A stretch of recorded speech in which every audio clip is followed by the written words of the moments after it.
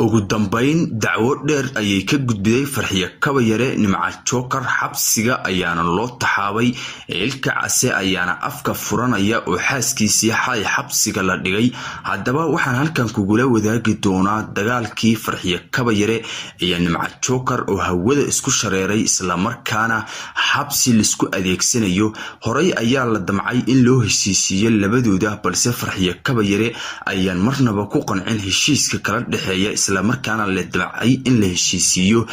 ayada iyo Nimca Joker hadaba Nimca Joker ayaa xabsiga loo taxaabay Farxiyo Kabayare ayaa tiri waan la heshiinayaa balse waa ay joojiday dhammaan heshiiskii dhaxmarayay labadooda xabsiga ayayna u taxaabtay dacwo dheer ayayna ka gudbiday Nimca Joker ayaana xabsiga la dhigay maatiri markaan kacsado waan guursadaa tiri Soomaa adna markaa kacsato waa macsiisataa أنا waxaa ilaa markaa kacsato macsiisataa adiga markaad kacsato waad guursataa Soomaa dadka markay kacsadaan macsiista markii loo fiiriyo adiga ka qiimo badan oo ka sharaf badan saa ayagoo madax banaanay macsiisteenba kuwaasu dadka ayagoo la qabin oo madax banaan macsiista adiga waa ka sharaf badan sababta ma taqaana hadalkaaga habeen hore dadkan xusuusinaa si ay faarka kugu soo qabtaan qaxbo maxaa tiri dabow mi maqlaysin habeen xaas waxay tiri ilka cas hoosay isu shukaansanayday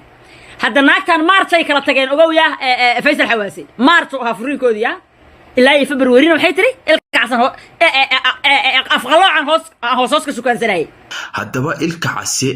qays oo la xiray xaaskiisii ayaa afka furanaya ceel darteed ayuuna la ilmeynayaa halka Farxiyo Kabayare ay qoslayso hadaba waxaan halkan kugu soo qaadan doonaa qaabkii loo xiray Nimca Joker iyo sidoo kale Farxiyo Kabayare oo ku faraxsan xiritaanka ay xirtay Nimca Joker isla markaana ay xabsiga u taalo hadaba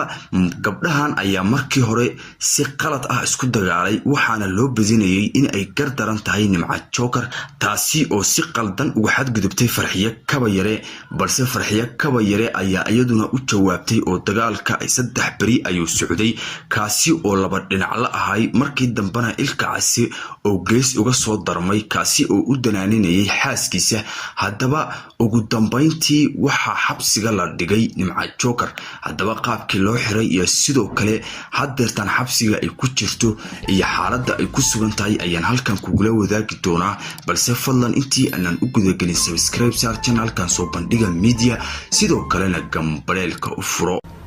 شكر باليا لوا نعم سيسان يا من بادروش يا من بادروش كعقبة وقبيالي يا ذوح ومدامور لوا أفضلوعي خميجهم بام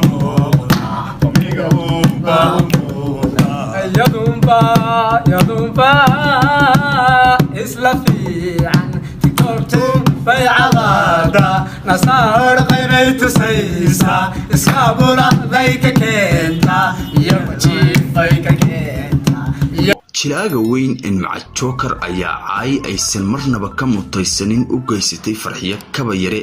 taasi oo gabar fanaanad balse ay ku sheegtay inay leedahay codka xayawaanka isla markaana ay leedahay codkeedu uu og yahay codka urgida ama ariga sida aad u taqaano hadaba Farxiyo Kabayare ayaa aad uga carootay isla markaana ku tiri anigu ma cod xayawaan ayaan leeyahay waa aad ka dhax arki doontaa codka xayawaanka oo anigu aan leeyahay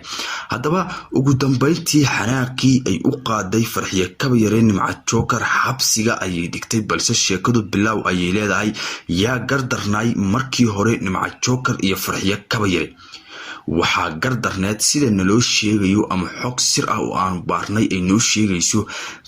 waxaa gardarnay Nimca Joker taasi oo markii horeba maagtay Farxiyo Kabayare waxaa dab iyo baasiin isku ahay sanadyadii la soo dhaafay ilka casaqays iyo Farxiyo Kabayare waxa ayna guursatay Nimca Joker oo saaxiibo markii hore lilaahi ahay Farxiyo Kabayare iyo Nimca Joker ayaa markii hore saaxiibo ahay balse waxa ay kala hareen markii ay guursatay ilka casaqays markii ay guursatay ilka casaqays ayay blog is wada saareen ugu dambeyntiina waxa sheekada bilaabay Nimca Joker oo isla markaasi gees ka soo gashay ama aysan ka filanaynin marnaba in ay caayi doonto Farxiyo Kabayare. Nimca Joker ayaana caayida ku bilowday Farxiyo Kabayare iyadoo oo amar ka soo qaadatay Ilka Case Qays. Haddaba caydaas ayay ku waday oo waa la caayay intii la iscaayi karay mashaka dumar ayaan dhaxgeli karnaa. Haddaba waa ay caysay oo ay indhaha uga bixisay, balse arrinkani waxaa fashiliyay Farxiyo Kabayare oo tiri aniga marnaba ma aysan cayseen walaashay Nimca Joker, balse waxa na soo dhaxgalay oo amarkaas ku bixiyay in la soo caayo afqalooc oo ay ka wado Ilka Case Qays. haddaba ugu dambeyntii sheekadii waxa ay socoto Farxiyo Kabayare ayo Nimca Joker ayaa dad dhaxgaleen waxa ay isku dayeen inay heshiisiyaan oo ay koolal isku saaraan, balse war dheer kadib Nimca Joker ayaa iska qaadatay in ay la heshiiso Farxiyo Kabayare, halka Farxiyo Kabayare ay ka soo horjeesatay oo ay tiri mar laba la heshiimayo afqalooc xaaskiisa. haddaba ugu dambeyntii markii halkaasi lagu kala tagay Farxiyo Kabayare ayaa police station ka tagtay, kadibna waxa ay soo qoratay warqad dheer waxaana loo geeyay Nimca Joker. Nimca Joker ayaa diiday dhamaanba inay isaga soo dhaqaaqdo xaafadeeda, balse booliis saddex ayaa ugu tagay kuwaasi oo soo taxaabay isla markaana xabsiga u taxaabay. xabsiga ayayna ku jirtaa hadeertaa Nimca Joker sida naloo sheegayo oo naloo soo tabinayo. haddaba gabdhahan ayaa isku maagay warar uun social media dhexdiisa ah, balse sida la sheegayo warkii ay ku caayeysay oo Dabayare iyo cod malahan ay u geysay waxayna tiri gabar Soomaaliyeed oo fanaanad ah ayaan ahay, gabadhan ayaana ka fakalahay ee xabsiga la iidiyo. sidaasi ayaana Nimca Joker xabsiga loo dhigay. haddaba waxaanu leenahay Ilaahay ka soo daayay xabsigaasi. sidoo kale fanaanada Farxiyo Kabayare waxaanu dhihilaynay walaal Ilaahay ka cabso oo soo daa fanaanada ama jilayga ayaanu ku dhihilaynay. haddaba Ilaahay xaaladda ha qawajiyo wixii kasoo kordhanaada xabsigaasi la dhigay Nimca Joker iyo sidoo kale Farxiyo Kabayare waxa ay sameey doonto ayaan kugula wadaagi doonaa halkan muuqaalada ku xiga. isha ku hay channelkan oo aan wax walba oo baraha bulshada ka cusub aanu soo gelino iyo sidoo kale waxyaabaha anagu aanu baadi goobno wax walba ayaan channelkan ku soo gelinaa. subscribe saaro gambalelka adigoo u furanaya noqonaya qofka koobaad ee daawada. mahadsanid.